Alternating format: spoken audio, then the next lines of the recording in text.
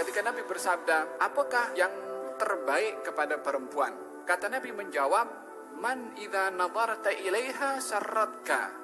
Kalau kamu tengok kepadanya, yakni kepada istrinya, sarratka, kamu gembira, serono. Maknanya dalam penampilan yang sempurna, yang sopan, yang cantik dan seumpamanya. Nabi pernah mengingatkan juga tentang kecantikan itu bukan segala-galanya. Iyyakum wa khadra'id diman, al-mar'atul hasna fi manbatis su'. Perempuan yang cantik hidup di lingkungan yang rosak. Di sini kecantikan membawa bahaya. Dan dalam hal ini, dalam yang pertama Nabi menyentuh tentang kecantikan dalam bentuk perlu untuk diambil berat. Pada yang kedua Nabi mengingatkan bahaya daripada kecantikan bila mana perempuan itu hidup di lingkungan yang tidak baik. Dan dalam hal ini bagi laki-laki bila mana ingin mericik atau meminang kepada perempuan, aspek yang bersifat zahir itu diperhatikan, tetapi bukan satu-satunya. Tapi yang satu-satunya yang tak boleh tidak, agama dan akhlak. Hati kalau cantik, semuanya cantik. Kata baginda Rasulullah bersabda kepada orang tua, "Idza ja'akum man tardawna dinahu wa khuluquhu fala tarudduh."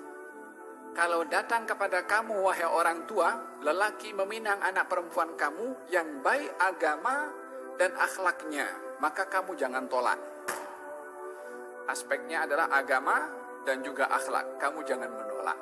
Kalau kamu tolak akan berlaku fitnah, kata Nabi sallallahu alaihi wa ala alihi wasallam. Adapun perempuan bila mana dirisik, dipinang oleh lelaki yang baik, kemudian dia menolak, tengok apa sebab penolakannya.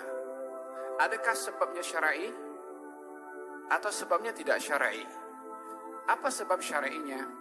Katalah dia orang baik tapi suka tukang pukul contohnya, atau dia orang yang ahli ibadah tapi akhlaknya tidak baik, maka asbab yang seperti ini berhak perempuan itu untuk menolaknya, sebab dalam perkahwinan yang dicari adalah ketentraman dan juga keharmonian.